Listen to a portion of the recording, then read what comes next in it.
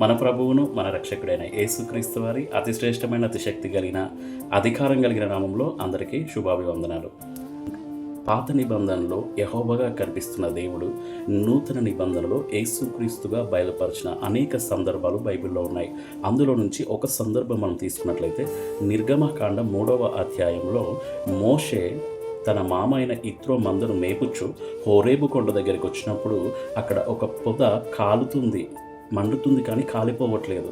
అరే ఇది ఏంటి వింత అని చెప్పేసి అతడు చూడడానికి వెళ్ళినప్పుడు అక్కడ దేవుని స్వరాన్ని మోషే వినడం జరుగుతుంది. మోషే మోషే అన్నప్పుడు చిత్తగించుము అంటే ఇది పరిశుద్ధ స్థలము, నీ చెప్పులను విప్పుము అని దేవుడు స్వరం ద్వారా మాట్లాడతాడు.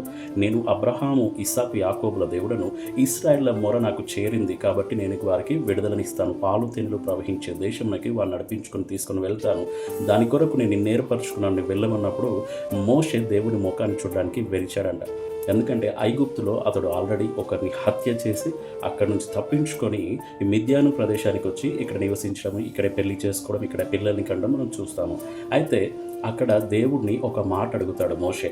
ఏమనంటే, నీవు నన్ను పంపినంటకు ఇశ్రాయేలు పెద్దలు అడుగుతారు నన్ను, ఏ దేవుడు, అతని పేరేంటి అని అన్నప్పుడు దేవుడు తన నామాన్ని బయలుపరుచుకుంటాడు. అక్కడ ఏమని ఉంటుందంటే నిర్గమకాండం 3వ అధ్యాయం 14వ వచనం చూసుకున్నట్లయితే, నేను ఉన్నవాడను అనువాడను.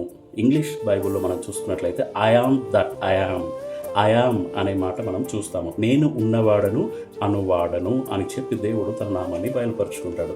అయితే అదేవిధంగా కొత్త నిబంధనలో మనం చూసుకున్నట్లయితే యోహాను సువార్త 8వ అధ్యాయం 58వ వచనం చూసుకున్నట్లయితే, యేసు అబ్రహాము పుట్టక మునిపే నేను ఉన్నానని మీతో నిశ్చయముగా చెప్పుచున్నాను నేను.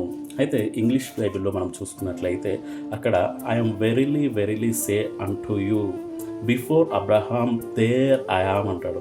Before Abraham was I am అంటే అబ్రహాము కంటే ముందే నేను ఉన్నాను, నేను ఐ యామ్ అనే మాటను మనం చూసుకున్నట్లయితే పాత నిబంధనలో కూడా దేవుడు నేను ఐ యామ్ అనే మాటతో మాట్లాడడం జరిగింది. కొత్త నిబంధనలో కూడా మనం చూసుకున్నట్లయితే దేవుడు ఐ యామ్ అనే మాటతో మాట్లాడడం జరిగిందండి. అదేవిధంగా మనం మరి ఒక సందర్భంలో కూడా చూసుకున్నట్లయితే యోహాను సువార్త 14వ అధ్యాయం 6వ వచనంలో కూడా మనం ఇంగ్లీష్ బైబిల్లో చూసుకున్నట్లయితే Jesus said to him I am the way, the truth and the life.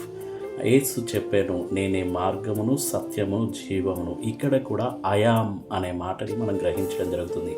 I am the way, I am the truth and I am the life అని దేవుడు తన గురించి బయలుపరుచుకోవడం మనము చూసుకుంటాము. హల్లెలూయా.